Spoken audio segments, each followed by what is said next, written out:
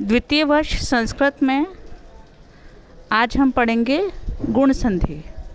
गुण संधि में सर्वप्रथम हम गुण संज्ञा सूत्र पढ़ेंगे। गुण संज्ञा सूत्र है अदेंग गुणः और गुण संधि सूत्र है आद गुणः। आद गुण अर्थात अ या आ के बाद ह्रस्व ई या दीर्घ ई आवे तो दोनों के स्थान में ए हो जाता है। उदाहरण देखिए, उपेंद्र, संधि विक्रय उप धन इंद्र। अब यहाँ उप में प में अ है, आगे इंद्र है, तो उप के प का अ और इंद्र का ई मिलाकर ए हो जाता है आद गुण सूत्र से और शब्द सिद्ध हो जाता है उपेंद्र। दूसरा उदाहरण देखते हैं, सुरेशः, संधि विग्रह है सुर धन ईशः। सुर के र में अ है, आगे दीर्घ ई है, तो सुर के र का अ और आगे दीर्घ ई दोनों मिलाकर ए हो जाते हैं आद गुण सूत्र से और शब्द सिद्ध हो जाता है सुरेशः। नया शब्द देखिए, तथेति, संधि विग्रह है तथा धन इति। तथा के थ में आ है, आगे ई है, तो थ का आ और आगे ई इति का ई मिलाकर ए हो गया और शब्द सिद्ध होता है तथेति। नया सूत्र, नया शब्द देखिए, रमेशः, संधि विग्रह है रमा धन ईशः।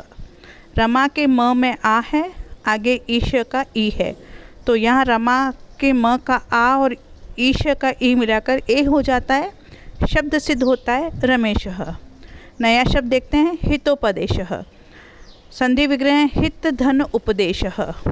हित के त में अ है, उपदेश में उ है, तो यहाँ अ और उ मिलकर ओ हो जाते हैं आद गुण सूत्र से। गणेश देखिए, गण धन ईशः, गण के न में अ है, ईश में ई है, दोनों मिलकर ए हो जाते हैं और शब्द निष्पन्न होता है गणेशः। नया शब्द देखिए, महेशः, संधि विग्रह है महाधन ईशः। महा के ह में आ है, ईश में ई है, आ और ई मिलकर ए हो जाते हैं आद गुण सूत्र से, शब्द निष्पन्न होता है महेशः।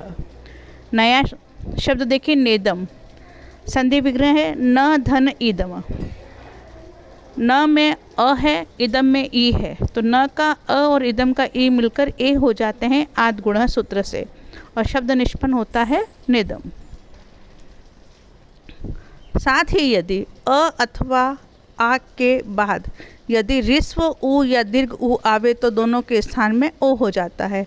ये मैं आपको पहले हितोपदेश शब्द की सिद्धि में समझा चुकी हूँ, लेकिन फिर से एक बार यहाँ पे देखते हैं।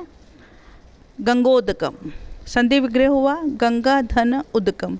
गंगा में आ है, उदकम में उ है, पहला स्वर, तो गंगा का आ और उदक का उ मिलकर ओ हो जाता है आद गुण सूत्र से, शब्द निष्पन्न होता है गंगोदकम। नया शब्द देखते हैं, पीनोरुहु, पीन धन उरु। पिन में न में उ है, उर में उ है, तो यहाँ अ और उ मिलकर ओ हो जाते हैं आद गुण सूत्र से और शब्द निष्पन्न होता है पीनोरुहु। नया शब्द देखते हैं, पश्योपरि, पश्य धन उपरि। पश्य में य में अ है, उपरी में उ है, आगे प्रथम स्वर, तो यह अ और उ मिलकर ओ हो जाते हैं, शब्द निष्पन्न होता है पश्योपरि। फिर एक बहुत प्रचलित शब्द है परोपकार, पर धन उपकर। र में अ है, उपकार में उ है, तो र का अ अंतिम स्वर और उपकार का उ प्रथम स्वर मिलकर ओ हो जाते हैं आद गुण सूत्र से और शब्द निष्पन्न हो जाता है परोपकार। इसी में एक नया नियम है, यदि ह्रस्व अ या आ के बाद ह्रस्व री या दीर्घ री आवे तो दोनों के स्थान में अर हो जाता है। जैसे महर्षि, संधि विच्छेद हुआ महाधन ऋषि। महा में ह में आ है और ऋषि में पहला स्वर है री, तो यहाँ आ और री मिलकर अर हो गया और शब्द बना महर्षि। नया शब्द देखते हैं ऐसा ही, राजऋषि, राजधन ऋषि। राज में ज में अ है, ऋषि में री है, तो राज के ज का अ और ऋषि का पहला स्वर री मिलके अर हो जाते हैं और शब्द निष्पन्न होता है राजऋषि। ग्रीष्म ऋतु, ग्रीष्म धन ऋतु, संधि विच्छेद हुआ। ग्रीष्म में म में अ है, ऋतु में री है, दोनों मिलकर अर हो जाते हैं और शब्द निष्पन्न होता है ग्रीष्म ऋतु। ब्रह्म ऋषि, बहुत प्रचलित शब्द है, ब्रह्म धन ऋषि। ब्रह्म में म में अ है, ऋषि में री है, तो ये अ और री मिलकर अर हो जाता है, शब्द निष्पन्न होता है ब्रह्म ऋषि। साथ ही यदि अ या आ के बाद में री आवे तो दोनों के स्थान पर अल होगा। इसका एक ही शब्द है, एक ही सिद्ध हुआ हुआ शब्द, और ये अक्सर परीक्षा में पूछा भी जाता है। तव लकार विच्छेद है, तव धनल ऋकार।